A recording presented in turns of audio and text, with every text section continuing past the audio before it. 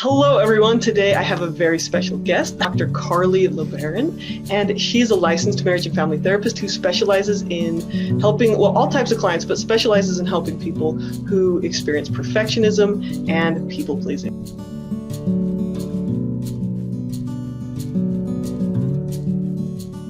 Thank you so much for joining me today. I'm so happy to be here. Thanks for having me.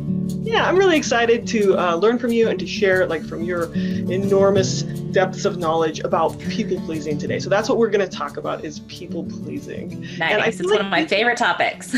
Yes, good. And to everyone, if you liked this content, Carly has been working on this incredible course. It's called Overcoming Perfectionism and People Pleasing, Shattering the Porcelain and Becoming the Real You.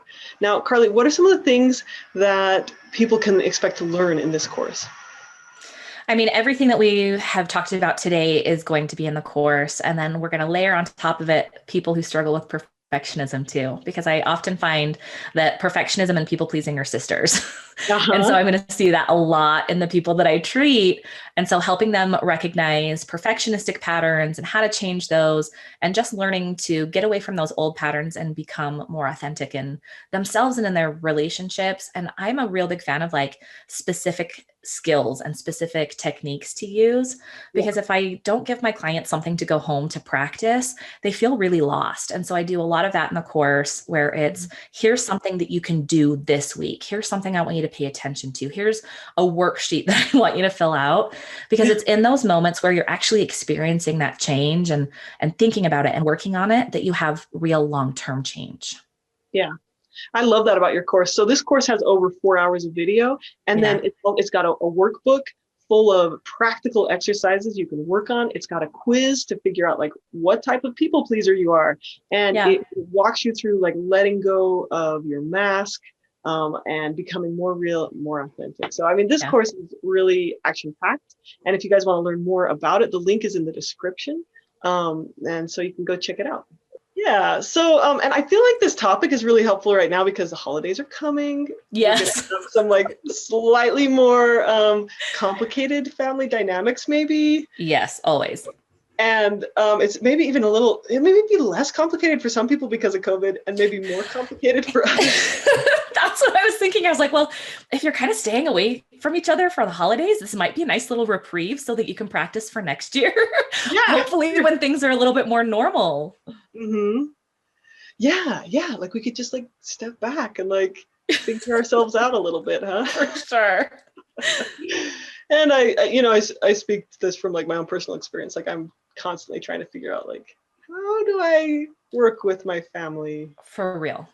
Yeah. How do you very gently take care of all of that boundary setting and making sure that you're getting your needs met without alienating people, especially if they're not used to being that way, or if they're not used to you being that way. It's a really tough transition. Yeah. And just relationships, they're just, I don't know, they're complicated and always. Yeah. Pretty much. So, but let's talk about people pleasing. How do you know if you have a people pleasing problem? How do you know if you're a people pleaser? That's a really good question. I have some people that, especially in the culture that I work in here in Utah, there's a lot of kind of that expectation that you're always supposed to be really happy and doing service for everybody and never feeling resentful. And it's very much stay upbeat, positive vibes only. Yeah. And so people think that that's kind of the norm. I'm supposed to be this way. And if I'm not that way, then I'm selfish. Mm-hmm. And so I have to work with a lot of my clients at first to kind of convince them that they're people pleasers, because for a lot of them, this is something they've been doing their entire lives. And so it's just so normal to them. But we always start with talking about, okay, but how does trying to do all of these things for everybody else get in the way of you taking care of you? Are you breaking promises to other people to, at the drop of the hat, make somebody else happy? Do you feel like you're bending over backwards? Are you developing resentment in your relationships? Because that's a really big sign that you're stuck in some people-pleasing patterns. Yeah. A lot of oh my gosh, most of my clients will come in and tell me, I feel so overwhelmed by the amount of things that I have on my plate. I'm just so tired all the time. I'm so stressed all the time. I'm so exhausted all the time. And it's because they're trying to do too much, and they're trying to do too much for too many people. They're trying to be everything for everyone. And it just becomes so exhausting. And a lot of that stems from like, I feel like I have to be something, right? I have to be doing all of these things to make people happy for them to like me or love me. So another one of those signs is if you feel like people are only going to love you if you do things for them, if you act in a certain way or agree to everything that they say, if you feel like you have to change who you are to get acceptance. Like love is conditional upon me performing in the perfect way. And if not, I'm not going to be loved, which I mean, really leaves people feeling really insecure if you believe, if you have that people pleasing mindset. Yeah. And it keeps you on a tightrope. I think that's the imagery that I find the most with people who struggle with people pleasing is that everything that I do has to be so finely calibrated and so finely tuned that if I make somebody happy, like the relationship is done, or unhappy. That was totally backwards. If I make somebody unhappy, I knew what you were saying. If I say no, if I say no, then like that's the destruction of a relationship. And so it's just this constant rigidity. I always think about it like when you like strum a guitar string, like it's so tightly strung that it just vibrates. And I think that's the emotional feeling that a lot of my people pleasers have is that there's just this constant anxious vibration of worry that if I'm not on point all the time, I'm done. Yeah. Are there different types of people pleasers? Are there different, like, Totally. So I started noticing that I had different, almost like manifestations of people pleasers that were coming into my office at work. Yeah. And I had the first group of people pleasers is what I call the peppy people pleaser, because they're like really happy and excited. Oh no, it's no trouble. And I'm so happy to do this thing, even if they're not necessarily super happy to be doing that thing. Yeah. So it presents as really excited and so happy to do this. And then I have what I call the pouty people pleasers, which is more like, it's very like resentful. Like I'm still going to do everything that I feel like other people want me to do, but I'm not going to be happy about it. I'd be like, oh, okay, yeah, I'll do the thing. But then behind the scenes, I'm like grumpier old men, like, just a lot of super muttering, grumbly. Lightning in the background. Yeah. 100%. And then I have kind of the people that are in between that I call the perplexed people pleasers. Yeah. And that's where you kind of like vacillate back and forth between being really happy to help and being really resentful that you're being asked over and over and over to do these things or bending over backwards. When I think about people pleasing it's not sustainable. It just wears you down. But there's a reason people do it, right? Like for sure. Like some benefits in the short term, right? Totally. For sure. And I think one of the biggest things there is that it's a protective mechanism. And that's not something we really think about when we're people pleasing. We think we're like really utopian and we're doing it because it's good and right. And, we're putting good things into the world, and we might be, but in reality, it really comes down to, I'm worried that who I am at the core of myself isn't going to be good enough.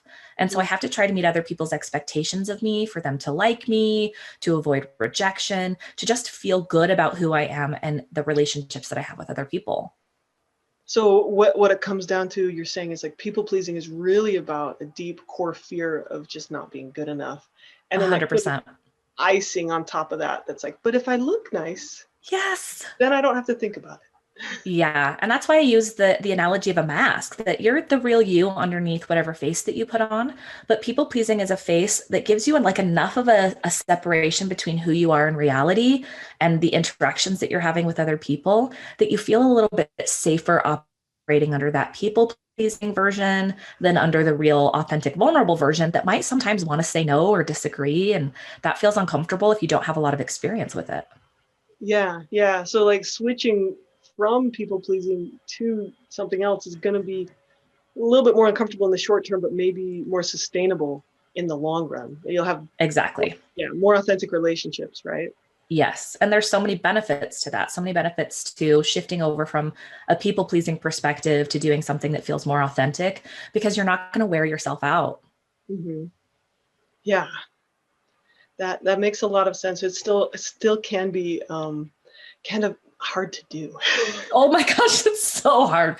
I've been trying to do this myself for like a solid 10 years. And there's still times where I'm like, okay, Carly, you have to pull it back a little bit, because that's not the real you. Like, just check in, do some self-soothing, and speak authentically from your experience, because it feels so safe there, So it feels so safe hiding behind the mask, because I don't have to risk if somebody disapproves of me or rejects me, that it's the real me that they're rejecting, that it's just that nice little mask that I've put up. Yeah, it feels safer, right? Yeah, it does. So, okay, so how can people pleasing be damaging to your self-esteem or to your relationships? The first thing that I think of with that is with self-esteem, it's an evaluation of yourself, but sometimes it's not a really good evaluation of yourself. And with people pleasers, you're never really yourself, right? You're who you think everybody else wants you to be. And so you can't really develop a healthy, like foundational sense of self-esteem if you don't really know who you are. Yeah. If you're constantly changing to be something else or to be someone else or saying things that you might not really believe or that don't resonate for you, it's really hard, even at a level where you do know those things about yourself, but you're almost betraying yourself by being inauthentic and agreeing when you don't agree or keeping silent when you want to speak up. And so it's really damaging to your self-esteem long term because you're, like I said, you're betraying yourself or you're not being authentic to yourself. And so it just feels like, okay, well, I want to be this way, but I'm not that way. And so there's something bad about me. Yeah. So on one level, like you're saying, like people aren't even sure who they are because they're just putting so much Yeah, effort in pleasing other people. And then totally. on the other level, they maybe fear that because they're not being authentic, maybe they fear that if people really knew who I really was, they wouldn't like me. Exactly. It's so scary to face. I think that fear that resonates with everyone. The 12 years that I've been a therapist, every single client that I've ever seen deep down is terrified that they're not good enough. I Mm-hmm. think that's no matter what I treat, whether it's eating disorders or perfectionism or depression or anxiety or postpartum, there's Yeah. so many parts of our lives that are so tied to whether or not we feel like we're good enough. And Mm-hmm. so, like we've talked about, people pleasing is another one of those ways that we try to be good enough when we don't necessarily feel like that's true for ourselves. And that's going to have a huge impact on the relationships that we have with people. I know a lot of my clients that are people pleasers struggle in their relationships because they're not being totally honest with their partners.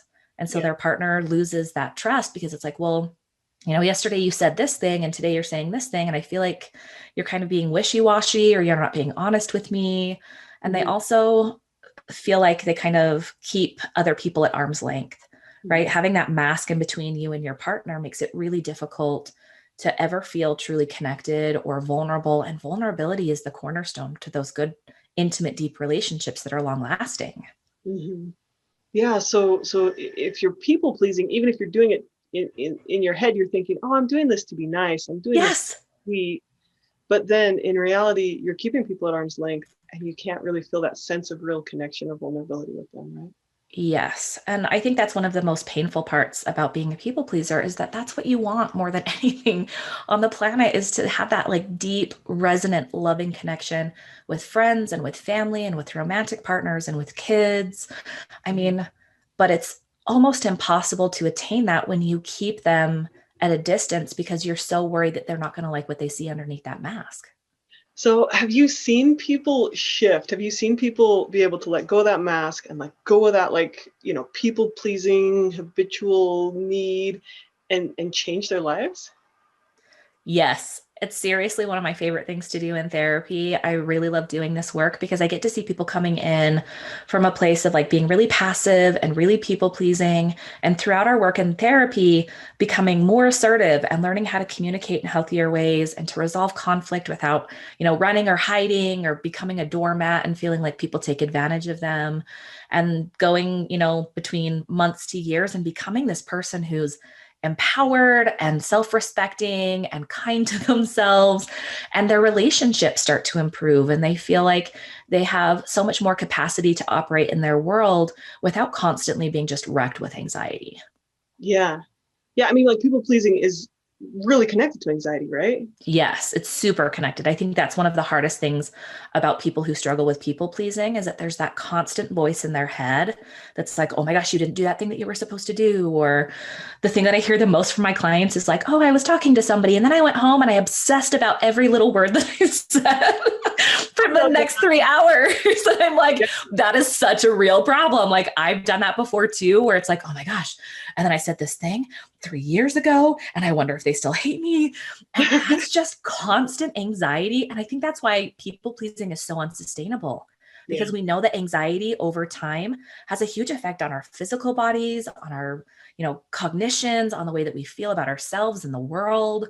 And so it's just so hard. I know that's like a really profound statement, but it is just hard. Yeah. Yeah. So how do you do it? Like, how do you shift? Like, what are the steps to going from being like kind of almost addicted to this people pleasing, this need for approval, or just trying to be nice? Like, how do you let go of that and shift to something more real? Like, are there very practical things someone could do? Totally. I think I always start with my clients and just facing some of those fears. What are you worried about is going to happen if you don't people please anymore? Because the fears are really what holds us back from being able to just be more authentic. Yeah. And for a lot of my clients, those fears are like that people will reject me, that I'll lose my relationships, that people will figure out that I'm a fraud or that I'm disgusting or that I'm mean or selfish or all of these negative things. And so we have to start by working through those fears. And I work a lot with cognitive behavioral therapy. And so we work on challenging a lot of our assumptions and some of those core beliefs. And a lot of those things come from a lifetime of messages that have been sent to us, whether really explicitly or really implicitly, about who we're supposed to be in order to be good enough, who we're supposed to be in order for people to approve of us or like us or love us. And so we have to break down a lot of those things first before we can start implementing some of the other skills that are based in like learning how to be assertive, learning what a boundary is and how to set a boundary, learning how to say no without feeling like you're evil, Yeah. Like understanding that principle, right? That like saying no isn't always mean. Yes. Right? That saying no is such an important part of communication, and it's such an important part of healthy relationships. Because I always think of my clients that are like, oh, but I did the thing and I didn't want to do the thing. And so now I'm kind of mad at that person, but they don't know I'm mad because I said I wanted to do the thing and I did it anyway. And so we talk about how being able to be honest with the people in your life and say, hey, I'm not going to be able to accommodate that, doesn't stand the risk of absolutely blowing the relationship up unless that relationship is one that's based in that person using you.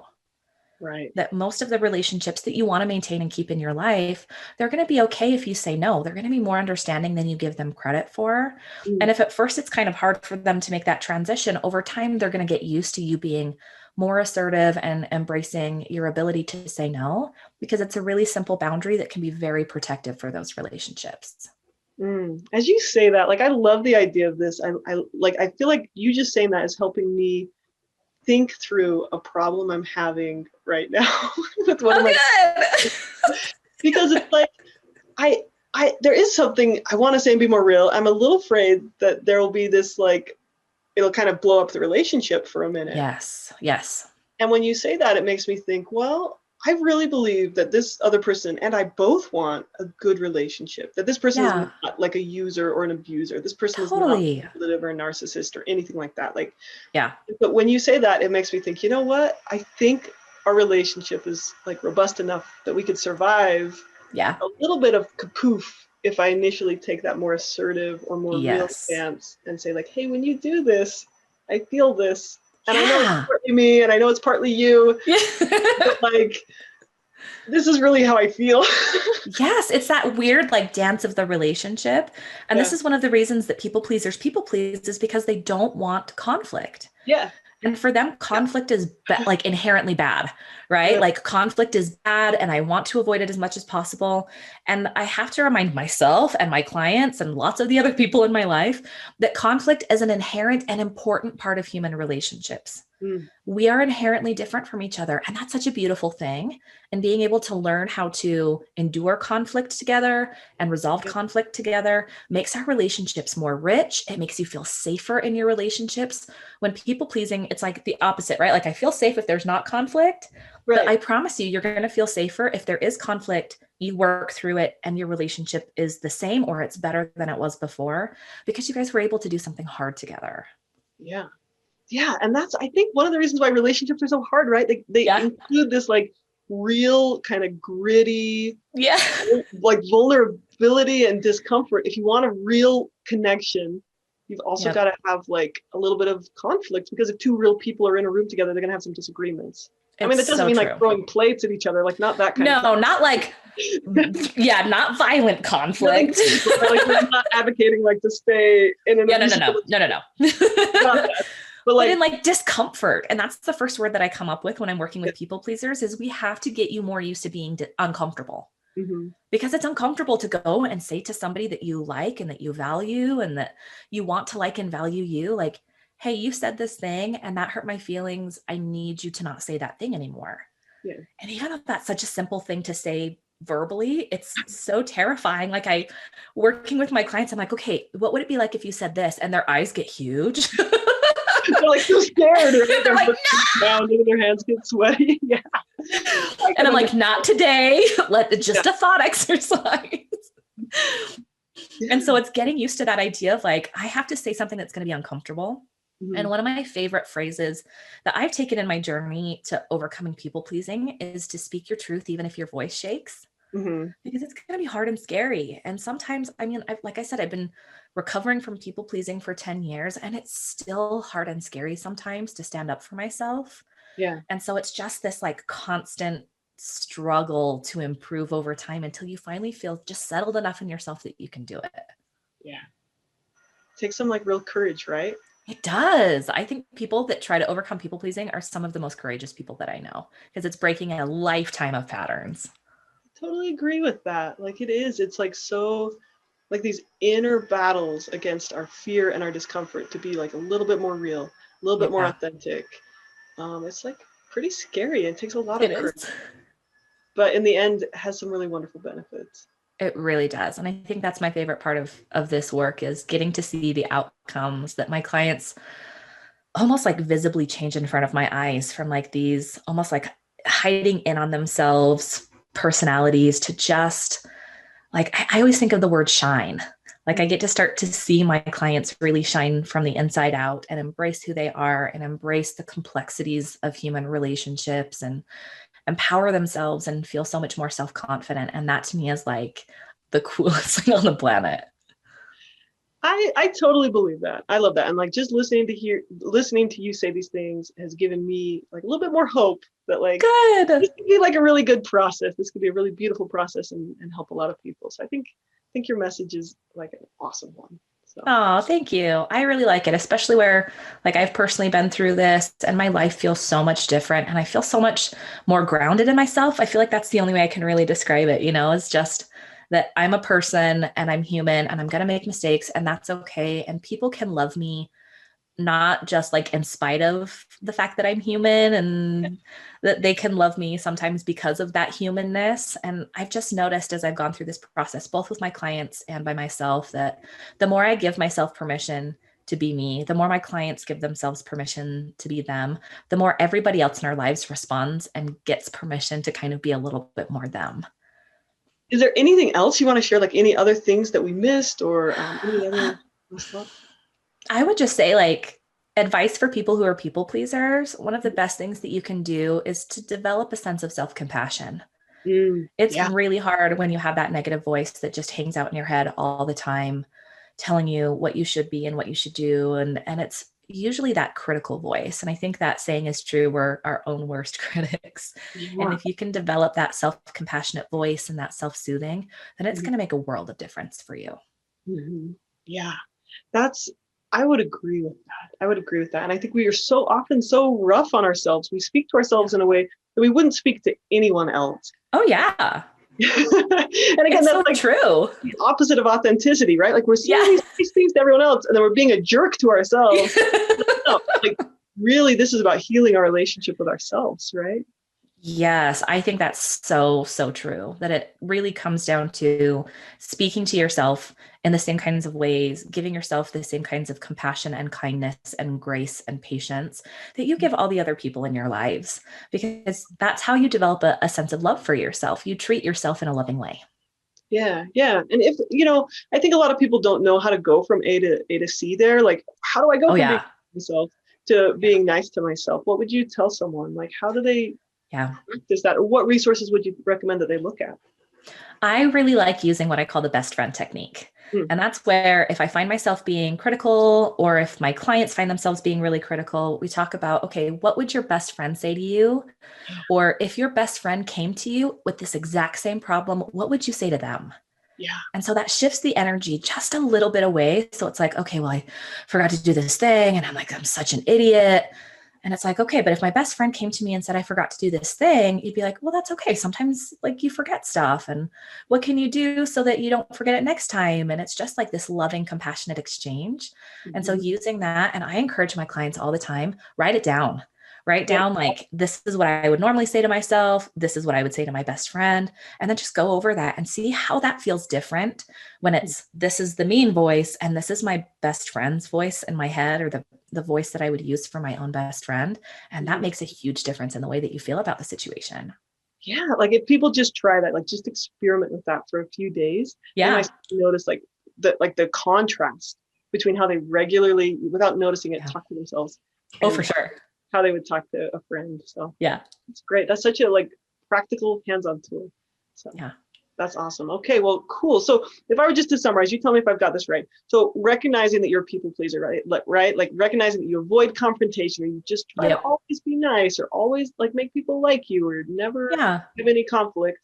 And then recognizing like this has some benefits in the short term, but in the Yeah. long run, it makes you anxious, exhausted, Mhm. resentful, and like disconnected from people. For sure. And then try to like dive into that deep belief that like, oh, things could be better, things could have, I could be more real, I could have more compassion, I could have a better relationship with people if I go through some discomfort first. Yes, and I think that's vital, is giving yourself permission to take the hard road that's going to end up with some good benefits, because my bias is that both roads are hard. Staying Mhm. a people pleaser is hard and painful. Yeah. And overcoming people pleasing can be hard and painful, but Yeah. for me it's totally worth the work, because you come out on the other side finally free, and you have more peace of mind, and you have these real connections with other people. And so that's the kind of hard that, I choose. That's the kind of hard that I encourage my clients to choose, because I see the amazing benefits from it. Yeah, like choose your hard, right? People pleasing is Yeah. hard, but real relationships are hard. Choose your hard, right? Yeah, totally. And then practice some self-compassion, right? Speak to yourself. Yes. Always self-compassion. Cool.